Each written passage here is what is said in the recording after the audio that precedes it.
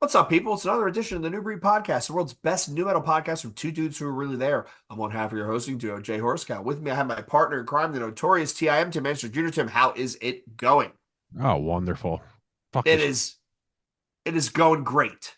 We are going great. The weather is fucking disastrous, but we're going great. Um, Somebody sent me a picture. It said, if Disneyland is the happiest place on earth, what is the saddest place on earth? And it was a picture of Giant Stadium. And I'm like, yeah, that's cruel. That's not wrong, but it's cruel. But can we That's focus true. on the Jets end and not the Giants end, right? Nah, So I think them records are pretty much the same at this point. it's terrible. But the Jets don't have a running back that actually lights up the internet whenever time he logs in. All right, people, enough of weather and sports. What are we talking about this week? Tim and I are going to talk about, we're going to go in on what we are terming visual theatricality. Okay, that's a lot of big 10-point words for this late at night. We've already started drinking. What does that mean? Well, Tim and I are going to talk through the history of bands using visual theatrics as part of their aesthetic to create a uniqueness to either their sound or their appearance or their recognition. And we're going all the way back, people. We're starting in the 50s. We're going to touch on black metal. We're going to touch on the obvious guilty parties, Slipknot, Mushroomhead, Mudvayne. But then we're going to go to some of the more modern stuff. We have bands like Sleep Token, right? We have bands like Slaughter to Prevail wearing masks. So how does all this tie together? With visual theatricality, is it a commercial strategy, or is it more of a really just creating, it's used to construct an identity and to make these bands actually stand out. So Tim and I went into the matrix and did some bunch of notes, and hope you enjoy this conversation. The reaction to these has been pretty good so far, so we're going to keep going. So first one, last one, we're going to start with the idea of masks, corpse paint, costumes. It's not just aesthetics. I think I could argue that, Tim. I think you would agree. It really is. One of the articles I came across said it is a modern continuation of an ancient anthropological imperative. Mm. That is a lot of words. That is a lot of words. And it, yes, ands that to say throughout human history, the mask has served as a tool for ritualistic transformation, allowing the wearer to shed their mundane identity and channel a deity, spirit, or primal force. So, in the context of heavy metal, the mask is the function of it. It hides the performer, but it also gives the audience a mirror to project on, because you're not looking at someone's face, you're looking at something you're basically projecting it on, and it creates that sense of oneness. Historically, the idea of theatricality in rock music, Tim, let's be honest here. Until Slipknot, it was basically a gimmick, right? And we're going to talk about Kiss, and we're going to talk about Alice Cooper, and we're going to talk about King Diamond. At that point, it was still kind of a gimmick. However, I actually think that's not fair. It's a the so there's a German term I came across. It's Gesamt Gesamtkunstwerk. Okay. Gesamtkunstwerk. I'm not going to say that twice fast. I've been drinking ready. And that means a total work of art where the visual and the sonic are inexcusable. So you can't separate the visual from the musical, which I would agree if you think about things like Slipknot, against Sleep Token, Slaughter to Prevail, Abbott. When you hear these bands' names, when you hear their music, you automatically picture the visual that goes along with it. Oh, 100. And we're going to talk about in the 60s, it was more vaudeville, to 70s was kind of shocky rock. Now we're going into the 2020s. The idea of a mask band. Again, Alice Cooper, Kiss, Sleep Token. I haven't mentioned Ghost yet. Yeah. Ice Forge and Ghost. Manson. So the Manson. These are all bands that have used visual cues and or visual, one could say, obfuscation, right? They've used that visual obfuscation to, they construct a story about themselves, their band, their back history, and it builds into an aesthetic. Arguably, some of the bands that did it not as extreme, Code Orange has an aesthetic. Full of Hell has an aesthetic, which, by the way, I just saw today the guitarist left the band. Kind of bummed on that. Wow. It'll be very, very interesting to see where they go from here. But you have other bands that have a very specific visual milieu, if you will, that they work in, that a Terror record is easily recognizable as a Terror record. Yeah. So we're going to start with the roots of this, and then we're going to work it forward, and we're going to go all the way back to the 50s. And Tim, I don't know if you've ever seen this guy. He kind of stands out. Have you ever heard of the singer by the name of Screamin Jay Hawkins? No. Have I'm you ever gonna I'm seen gonna what he Google. looks like? I'm gonna Because Google right now. he is I think I can say that Screamin Jay Hawkins, uh he's kind of unique. Kind of unique. He sang that song "I Put a Spell on You." Oh, okay. And he dressed up like a voodoo doctor, a witch doctor. He had a giant bone literally in his nose, like a giant U-shaped bone. Kind of wild. When he Black played dude, live, right? yes, yes. Okay. When Okay. he played live, he had coffins and skulls on sticks, and it was this kind of like voodoo vibe. And what he was trying to show was the he visually represented what we can think of as a monster.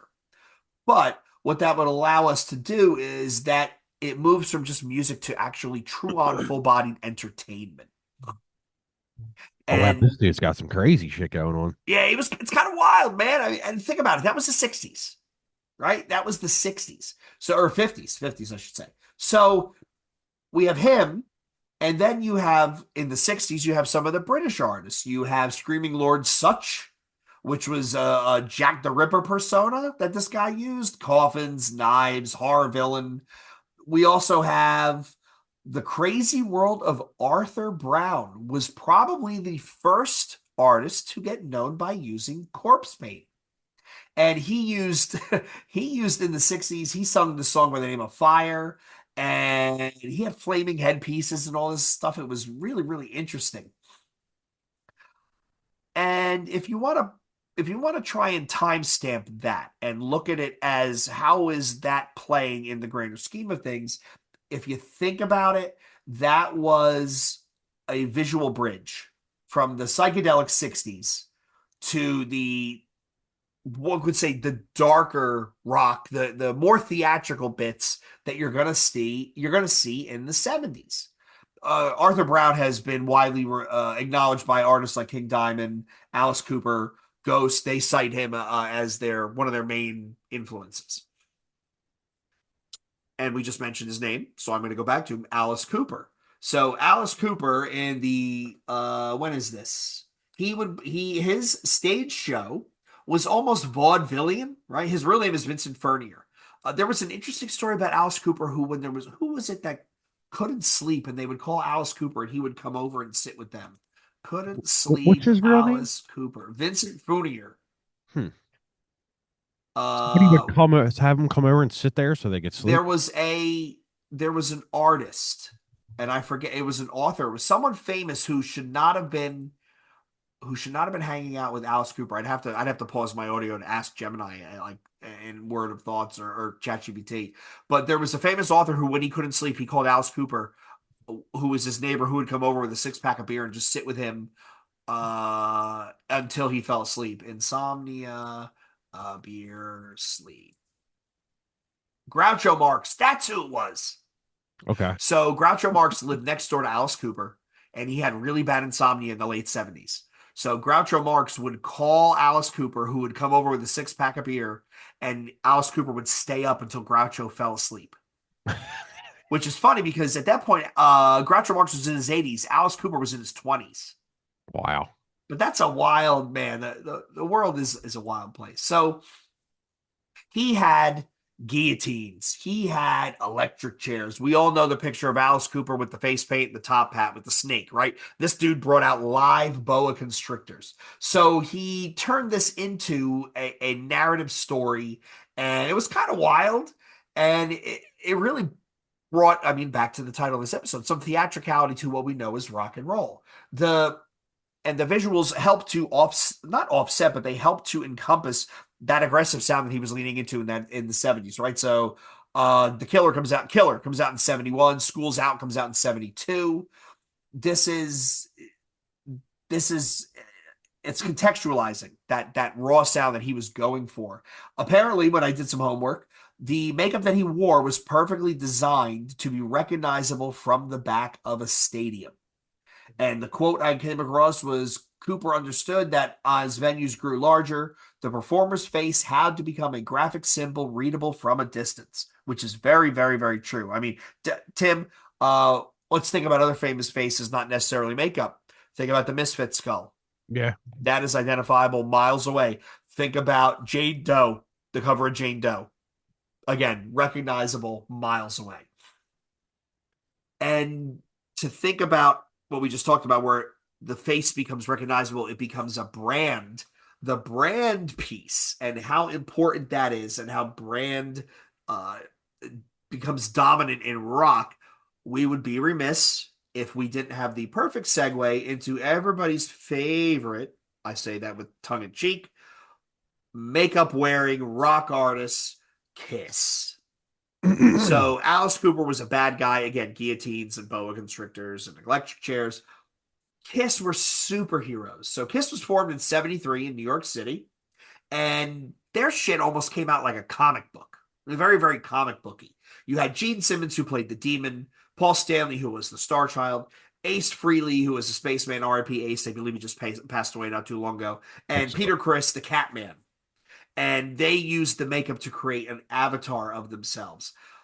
This is where things probably get a little weird because Cat Man. Who the hell wants to be called a Cat I Man? don't know. Can you imagine that's what you're going to be known as? I mean, granted, there was the one dude in Slipknot who basically wore an astronaut helmet with 9-inch spikes coming out of it, but that's different. Sure, that's true. However, with Kiss, the cheese, the schmaltz factor comes in, where they turn themselves into a marketing juggernaut. So there is Kiss branded everything. So in 77, Marvel Comics put out a Kiss comic book that was printed with the band members' blood mixed into the red ink. You had the Kiss casket, which was sale for $4,500.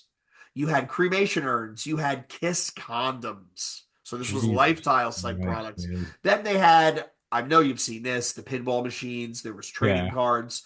Psycho Circus was the video game that they put out, the Kiss video game.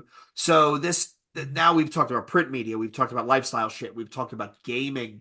There were colognes and fragrances, Kiss Her and Kiss Him. Man, these guys were so cheesy. Cosmetics. They had a coffee house in Myrtle Beach. There were Zippo liners. There were lunch boxes. There was all sorts of tchotchke type shit. But what this did is it turned the band, who had an aesthetic of superheroes, they went from a band to a live act to basically a lifestyle brand, on par with something like, I don't know, what was the one that Pharrell was doing? Ice Cream? Or these other brands that kind of expand out and do all this different stuff. This was the pinnacle of it. This is Kiss making so much money off their persona and visage that they got rich over it. I mean, granted, we've all talked about Gene Simmons is kind of a dick in real life. Yeah, that's an ego right there. Yeah, that dude has such an ego for a guy that got famous with wearing 4-inch platform heels. So these guys, they beat that shtick for a while. Where they get interesting is they have what's called in the New Coke. They reach their New Coke era. Remember New Coke, Tim? Yeah. Do you remember Crystal Pepsi? Oh, absolutely. Man, we are old. So in 1983, dude. In 83, Kiss says, you know what? Enough with this aesthetic. We're going to go no makeup. No makeup. And when they did that, what they didn't realize is that now you become one of many hair metal bands of that era. You lose the thing that makes you stand out. From an artist perspective, I can understand where you become. It's be called what's it called? Captive audience or audience capture, where you have to service your fans to the point where you're doing things you don't even really want to do because that's what the fans want and that's where your income comes from. Podcasts talk about that all the time, where you have right-wing, left-wing politicking guys talking about politics they don't even want to talk about, but it's how they pay their bills, so they have to. And Kiss tries to distance himself from that. It ends up not working. They do a reunion tour in 96. Excuse me. They do a reunion tour in 96 with the original lineup, and they did full makeup. And I remember, I forgot who opened. My buddy Rob went, It was a big deal. It was a big deal. But I also think it re-emphasized that if it was a big deal with them wearing makeup, you can't get away from the makeup. Can't get Yeah. away from the makeup. It's like Slipknot coming out and playing maskless. I Which would be interesting, but not really. think they've done a couple shows like that, honestly. I could have swore they Mm, have. I could be wrong. I always think of the sound check videos or the rehearsal videos of them playing without makeup and stuff. It's kind of wild to see. Yeah, it's like they come out with just jeans and a t-shirt and it's just like spit it out. It's like, oh, okay. Fuck is Hey, we're this? gonna we're gonna blast through people equal shit. Is this So is now this a we're cover band? Corey Taylor. Why is it so short? We're gonna fast forward to the early '90s, and we're gonna talk about another genre, not schlock metal, not rock, that uses makeup and theatrical appearance to great effect. And what are we talking about, people? We're talking about death metal. Mm, Based upon my research, the original corpse paint aesthetic was created by Per Olin, aka Dead, who was the vocalist for Mayhem. yep. The interesting thing about these bands is Alice Cooper was trying to be theatrical, King Diamond, Kiss trying to be theatrical. These dudes were literally trying to look like a corpse. They were literally trying to look like a corpse. The According to Necro Butcher, it wasn't anything to do with the way Kiss and Alice Cooper used makeup. Dead actually wanted to look like a corpse. And we've all heard the stories. Dead would bury his clothes before a show in the ground to make them rot and smell bad, which creates this Yeah, kind of terrible. you would smell dead birds and shit before you're It's on. Yeah, it's like Watain. I tried to convince my brother to go to that one show he played where it was only by torchlight and he dumped pig's blood all over the stage in Brooklyn. I said, Dan, you got to go. Just go because I can't go. You got to go. And the video, he didn't go. And he said, what the hell were you trying to send me to? Because I've seen the videos that came out of it. They literally there was torches and pig's blood and kind of wild, not gonna lie. Young people, go see this shit. They just played by torchlight. That's awesome, actually. Yeah, it was torches all around the Brooklyn flea market. It was totally insane. Along with along with the idea of mayhem and trying to look like a corpse, we had the Brazilian extreme metal band Not Sepultura, Sarcophago. They had a album in '87 called In Re, where the band had bullet belt spikes and face paint without a white base, which led them to be considered more like the war metal side as opposed to black metal. Now you can start to see where the war metal stuff is coming from. Which eventually made its way into black metal. Yes, yes. Well, by the way, I got my Lampa Murmur t-shirt today. That album is unbelievable this year. When we think about the visual theatricality of these bands, it basically bifurcates and splits into two separate pieces. You have one piece which are the traditionalists. We're gonna call them bands like Dark Throne, Immortal. This is the grim frostbite look, stark white and black, leather and spikes. Abath. Abath, by the way, I would love to get him on the show just to chat with him because he sounds like he is absolutely hysterical. The show when I was in Vegas and he played the Lemmy cover band and he was trying to imitate like when he was on stage, I definitely want to hang out with Abbott. So you have the traditionalists on one side. The other side, you have the what we are calling the symphonic theater. So this is Cradle of Cradle. Filth. Yeah. This is Emu Burgers, aka Dimmu Borgir. This is the aesthetic is polished and cleaned up. It's meant to be mass consumed. It's meant to be more hot topic fied and gateway band as opposed to again Necro Butcher burying his underwear in the yard so it smells funny. When we fast forward though to the 2010s in black metal, things get kind of interesting. And I mean that in the sense of there were a lot of people that were starting to have the backlash against the corpse paint. They said it kind of looked cartoony, so we're gonna do something a little bit different. The first look is, which I think kind of wild, the as religious or orthodox look. And when you think about that, think of liturgy, not the band, but the idea of liturgy. So this is Batushka. So this is Eastern Orthodox, the big robes. Yeah. This is incense burners, masks. It almost changes the idea from metal, metal, metal to almost a ritual, which is why I think again back to the theatricality. Sleep Token's going to take this build on it and make it palatable to larger audience. But Could you say they were like Korea does that right now? yes, yes, Korea absolutely does that. Well, Korea is a Korea like this, or there's another side. So along with the liturgy, we've got the faceless hood idea. So Yeah. think of the band. I know MGLA. It's said Mla. That's how you pronounce it. But how Mla Ma? looks, Mla. Okay. I never knew I that. I always called it Migla, but it's Yeah. Mla. By the way, when I saw them live in Vegas, they were fucking awesome. And Yeah, again, I am they're not a crazy. black metal fan, but I was completely blown away. Bands like Mla, bands like Uada, Oh, I love UADA, them. Yeah, you oughta. Yeah. they do that whole black hoods, masks. You can't see the face at all. So when you think about that as an audience member, you're projecting onto this faceless, what amounts to a void. So it's does something different to the human brain when it comes to interpreting and putting yourself in the moment. Them dudes in Uada, not to cut you off, but I just have a funny story. I interviewed this dude on Ill Street, like right in the beginning. He put out this solo black metal record, and it was fucking incredible. I just forget what it was called, the name of it. And then like Okay, right after I interviewed him, I found out he was in Uada. They're so secretive, he wouldn't even tell me he was in the fucking band. It's like, what? that's kind of wild, dude. Isn't that crazy? That is really wild. It's like, oh, you didn't even like, yeah, you didn't even mention that. Oh, no, I didn't think I needed to. I go, what?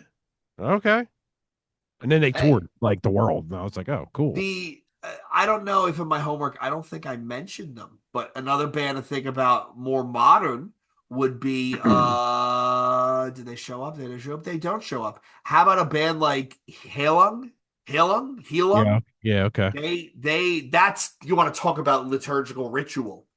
This is a little bit of both because they have some of the guys play faceless. They also wear paint and they play all throwback type instruments and historical instruments, but one of those bands I never got to see live that I would have loved to have seen live. There's another band that's a two-piece. They play pipes and they play drums and they play with this giant mask. They can't you can't see out of it. I'm following them on Instagram. I'm gonna take a quick diversion here to try and find it. It begins with a T. By the way, my Instagram algorithm while we're killing time here is 100% cooked. I can't even use Instagram anymore because the reels that I get, I can't. What I this stuff is I can't even share it. What's the name? It's not Tactosa. I'm gonna have to look it up. Are they old? No, it's a newer band. It's a two-piece. They play like traditional folk music with drums and flutes and stuff, but they play in masks. It's kind of neat. Anyway, I digress. I digress. So we've talked about the traditionalist theatricality. Now we've done the liturgy and the faceless. What we are now going to is let's jump back and forth. Let's go to the 80s, where this is how masks start to evolve. And we're going to talk about two bands that everybody can picture as soon as you hear the name and close your eyes. We're going to talk about Guar and we're going to talk about Slipknot. I was waiting for Guar. Guar is out of Richmond, Virginia in 84, and they were all theater kids. God, they're Theater they're for kids. 84. 84. Holy shit. And the funny thing is, Kiss was trying to get laid. Guar was trying to make everybody laugh and gross them out.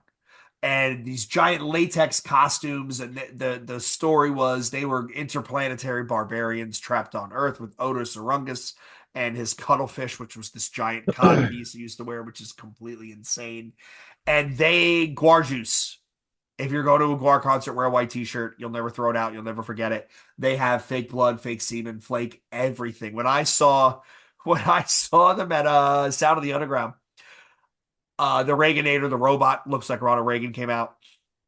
And at one point, I hear Otis Urungus, and at this point, I'm not really watching because I'm trying to get food. I hear Otis Urungus say, "All hair Bernard Ratzinger, the Nazi Pope."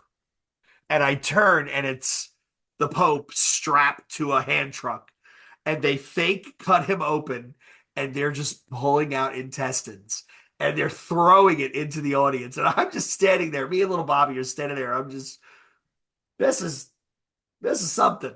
This is something. I am convinced GWAR should play the Super Bowl halftime show every year. Every year. Every year. And what they did by spraying the audience with fluids and all this sort of crazy shit is the idea of the fourth wall, where you never turn it out, outright acknowledge the audience. They broke it. And they create a what could be called a participatory experience, because as a fan in the audience, you are now participating in the band's show. You're participating, which is kind of funny if you think about it. Which put them in a unique niche. You'll never hear GWAR on the radio ever, Nope. even though Dave Brocky could actually sing. He could carry a note. They will go down in history as a live live event. Have to see it, have to experience it as a ritual as opposed to listen to it on the radio or CD. And that is what they were known for, and that's what they will go down for. I've never seen them.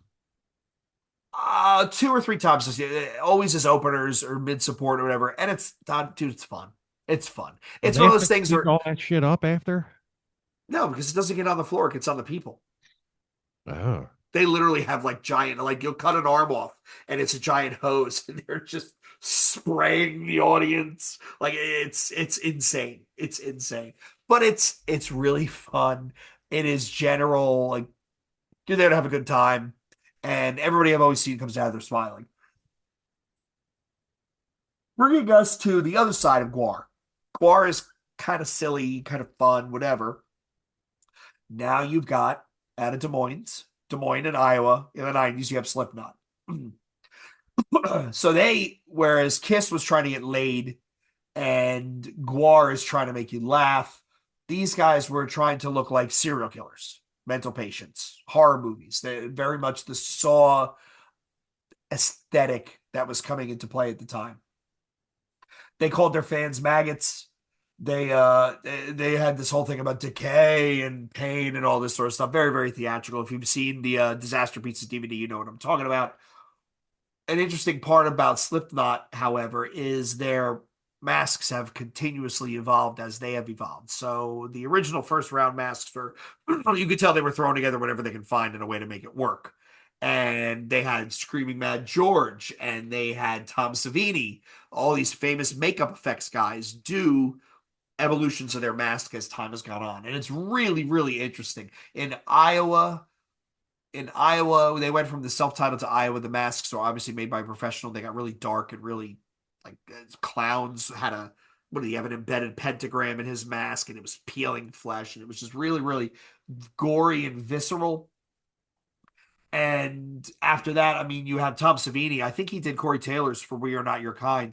They have them changing in masks denotes a changing in sound, I would say, or a changing in tone what they were trying to go after. They're still abrasive and aggressive in these weirdos from Iowa, but it's not as serial killer stick in your face.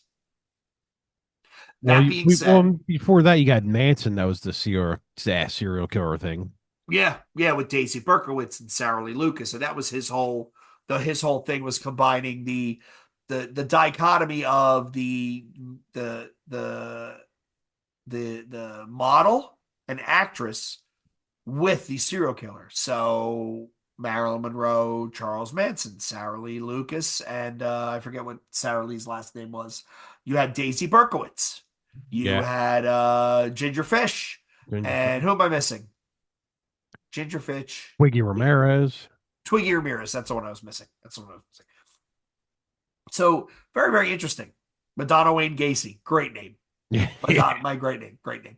They were doing the same thing as well. There was a whole aesthetic for them. If you remember, first time I saw them, they were trashing giant cardboard cutouts for Portrait of American Family opening for Nine Inch Nails, and then next thing you know, I see them playing Giant Stadium. He's in assless chaps ripping a Bible in half for the Antichrist Superstar run, which was a wildly amazing visual feast. That was a visual feast. And then he had tits.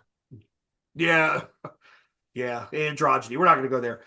Before we get up Slipknot, we have to bring up Mushroomhead. Yep.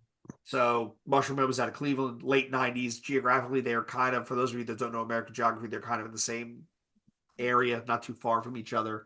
Mushroomhead formed in 93, which was 2 years before Slipknot. Their fans always thought that Slipknot ganked their aesthetic. I believe in 99 there was a show where they were fighting, like fans were fighting in the audience throwing batteries and shit, which is kind of wild. I would argue Mushroomhead was a little bit more artistic. They used camouflage. They had an industrial techno influence. They had the big X mask, really kind of neat. Slipknot was more like Texas Chainsaw Massacre than Hardware, the movie, if that makes any sense. I would agree. And with that, we bring you to our first commercial break because I got to wet my whistle. Hold on, and then we'll talk about the Scooby Doo metal that is Ghost. Scooby Doo metal. That's one band I cannot get into. I mean, they have some good tracks, but like I'm just people love that band. My buddy Troy loves them. They have some amazing like musical skills. Some of the stuff that they write is unbelievable, but it's just not my thing. Yeah, it's just not my thing either. Not nothing against them. Like Yeah, hey, wise, yeah, they're talented as hell, but yeah, it's not if into you're it. into it, do your thing. Not my bag. Don't hold it against you. What makes Ghost a little different and interesting is they combine the aesthetic and the projection and the anonymity with also the progression that Slipknot has. So with every album, there is a they call it the papal succession, right? So they have a pope and it proceeds with every album. It almost acts like almost kind of like a TV show, serialized TV show. You've got Papa Emeritus 1, 2, and 3, each representing a different era of the satanic clergy. Didn't somebody say like there's a new singer every record, or is that bullshit? It's the same guy. He just changes the identity. Uh, So the way it works is, hold on, I gotta look this up. But the way it works is it'll be like again Papa Emeritus 2, Papa Emeritus 3, Papa Emeritus 4. That it changes, but it doesn't really. The person behind it changes. It's meant to signal a evolution in the band's sound or whatever, whatever, whatever. And after Emeritus 4, oh no, they had Papa Nile and Cardinal Copia. And then Cardinal Copia eventually becomes Papa Emeritus 4. Then they end up Papa Emeritus 4 is retired.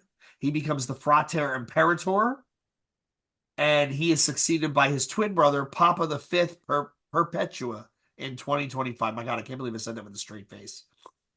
yeah. But these guys, I mean, you can't take it away from them.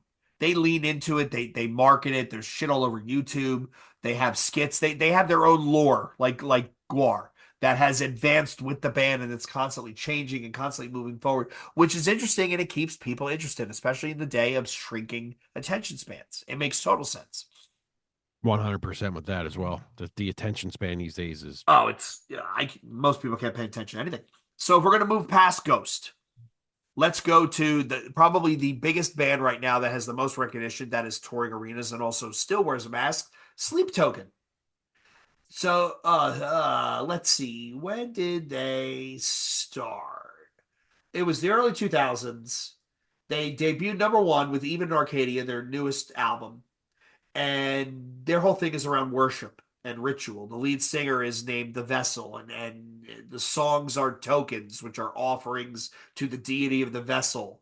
And they create this quasi-religious community where a concert is a ritual, and the vessel appears in barefoot, and he's wearing his mask, and he has members 2, 3, and 4, which are drum, bass, and guitar, and all of them are anonymous. Nobody knows who anybody is. It The interesting thing is with that aesthetic and with that anonymity, they still really super emphasize the songwriting, the song structure, the musicality. I mean, I missed the last tour. I missed the September tour that they played the arena, but I saw them at the Met and they were unbelievable. They were unbelievable. dude, they're huge now. They're on the I, radio. it is something. The thing to remember about that mask and that anonymity is when as a fan, when you're presented with that, you then fill that space with your own interpretation, your own fan fiction, your own story, all that stuff, which makes your band honestly more palatable to a larger audience because it allows you to project. I'm not going to go into politics, but there's a political metaphor that we could use here that would really land, but whatever. Not going to that thing. One other thing interesting about Sleep Token, we'll talk about their aesthetic. They do merch drops like What's the brand that does them all the time? It's the red. It's not Staple. It's the giant Supreme. It's like Supreme, Supreme. where I'll get an email that says worship, or it'll say purchase or consume, and excuse me, and it's links to their limited edition merch. The stuff sells out at warp speed. Oh yeah. Like even when there's really cool stuff. I think I finally went and bought a tour shirt because it was left over because they probably printed like a gazillion of them. Ticketmaster made them print a gazillion. And they also do vinyl. So Sleep Token set a record for the most vinyl sold by a hard rock band with the last album, even in Arcadia. In the first week, it sold 47,000. Vinyl. Yes. Damn. And who did they knock off the top spot? Another band, but that you might have heard of, Ghost, Oh wow. which is kind of wild. And in the modern world, we've got our sleep tokens, and they're accessible. They've generalized this aesthetic to a point where it can be palatable to a larger audience. Now let's go the other way, and we're going to a band you mentioned from Portugal, Guerilla. So they just wear black hoods that have gold sigils on them. And the intent, if I read these articles and the research I did creately, if I read this correctly, the intent is to erase their identity as being in the band, and it truly is just around the emotions and the performance, the live ritual aspect. It's not about looking at me and standing up there.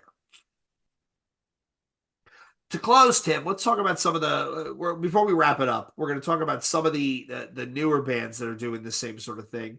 The easy low hanging fruit would be Vended, which is Yeah. Corey Taylor and Clown from Slipknot's kids.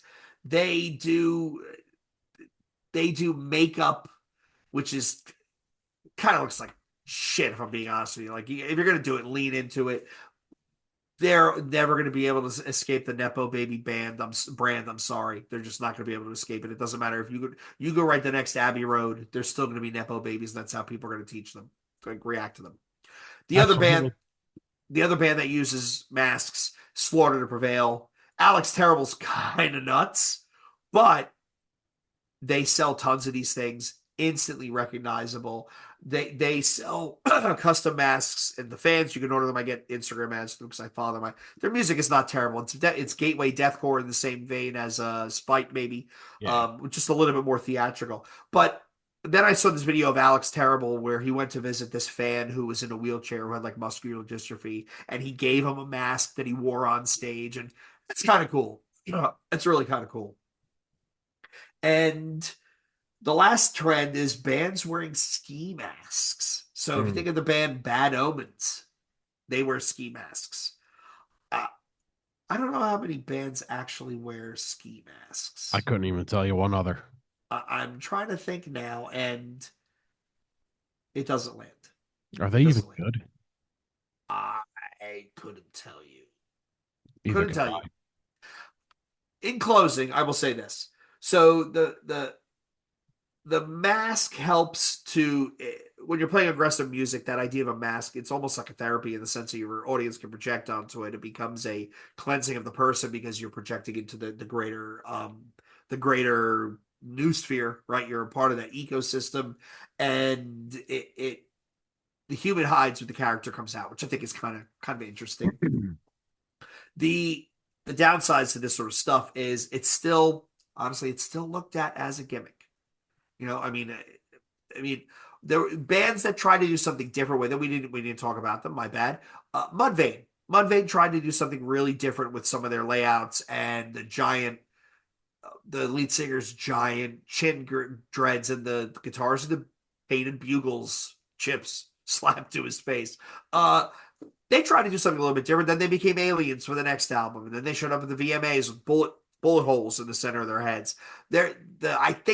I actually think if I remember the DVD correctly, which we had that video, and then YouTube said, "Yeah, no, you're not putting that up there." I think it's the drummer is the artist in that instance. I think he's the one that kind of pushes for that sort of stuff. But very, very neat. again, you're trying to differentiate yourself, but you're also creating something that the audience can latch onto and maybe even project onto. So, however, there's always going to be people that are going to look at it as a gimmick, and it's going to be treated, massive, almost like a pejorative. But at the same time, I think that if the band is good, they're not going to call it a gimmick. They're just going to say, well, that's part of what they are. Look at Sleep Token. Look at Slipknot. Look at Ghost. Look at Abbott. Right? There are some bands that just happen. Cradle Filth. They Yeah. just happen to wear makeup or costumes or that sort of thing, but their music is so good you can't turn them into just a gimmick. Now, if some shitty third-rate new metal band, fourth-rate new metal band came out wearing makeup, I mean, you could have some of those third and fourth gen new metal bands we talked about in our March Madness, May Madness. eh, It would have been a gimmick. But the bands that truly lean into it and made it part of their existence and how they define themselves, it's really kind of cool. Really kind of cool. No, it is. It takes balls to go up there and do that too, especially like if you're a nobody band at first. It's like people are definitely gonna squawk at that. Like, who the fuck is this guy? Corey Taylor told some story back when he was doing spoken word of when they were on tour and they were driving through somewhere in the Midwest or Texas, and they had to stop at a gas station, and it was having a locust swarm. So anybody who's ever seen like what that looks like, there's bugs everywhere. You can't escape them. And he tells the story of they walk into this truck stop and they're all wearing like shorts and windbreakers, and they still have the leftover, because they wear makeup under the mask to black out their eyes and stuff. And he said, we go walking in looking like My Chemical Romance or something to this Texas truck stop. And behind, sitting at one of these booths, are these two truckers, obviously long haul trucker guys, and they both have their hands over their coffee cup because there's literally bugs everywhere. And they just look at the band, and the band looks at them, and the one guy says, hell of a thing, ain't it? Like, like it was nothing. Like it was nothing. So, taking this full circle, long story short, if you're a young band starting out and you're looking to do something aesthetically, there is the idea of costumery. There is. However, you got to tread lightly because it could be used against you. It could turn into a gimmick if your musical chops aren't there. Uh, but it might actually help you differentiate yourself if you're in a packed scene full of bands that all have talent. That might be the thing that sets you apart. I think, Tim, one could argue that there's some bands that embrace that whole metalcore sound, that have that metalcore late 90s look. Balmora, perfect example, where that could technically be considered aesthetics. I will tell you, the wife and I were out shopping this weekend, and she dragged me into Old Navy, and they had jeans that said on them 90s loose, Oh God. and they really looked like Jenkos. They were low rides with big flares at the bottom, pipes, and I thought to myself, yo, new metal is back, baby. Oh yeah. It's back. It's back. It's back. Old All right, Navy's got it. It's back.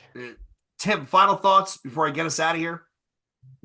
Yeah, I was actually going to ask you this earlier, and I'm glad that you brought this up. Or for a final thought, what is the first band that you seen as a child, not a child, but like in your teenage years, where that dressed up that you actually liked? Because I'm trying to think of it, and I obviously I knew about Kiss and like Ozzy would do some weird shit here and there, but like, who's the first band that you liked that like dressed up or like had makeup or something like that? Because I know mine. I Honestly, I think it has to be Slipknot. I think it has to be Slipknot. I saw them in '99, Yeah, and when I think before that, it would be Manson. yeah, it would be Manson. Who else had like a costume? Well, like one could argue that Cold Chamber had a costume. It was new metal. Yeah, One could argue that Nine Inch Nails had a costume. It was that very stripped down, dark heroin chic. dirty. Yeah, The flannels like grunge music. mine was definitely Manson in like the Antichrist era. Yeah, it would have to be. Yeah, when you put it like that, it would have to be Manson with Antichrist. Yeah, and then Slipknot would be my set because I see him in that '99 tour too. So that would definitely be the band where like, you see them live and they have the red jumpsuits on. You're like, whoa, this is cool, dude. This is kind of fucking wild. Like, Yeah. what is this prison ride that's going on the stage right now? And the And sound guy at the yeah. Bird Show's like, 9 dudes? You need me to mic 9 dudes? Get out of Look here. at them like a keg. Yeah, yeah, very true. Very true. All right. Everybody, thanks for tuning in, watching, listening once again. Let us know if you like this, if this is what you're interested in. We've gotten some good feedback so far, so we're going to keep doing it until we hear otherwise. Is there a topic you want us to unpack? We've got some interesting stuff coming out before this episode.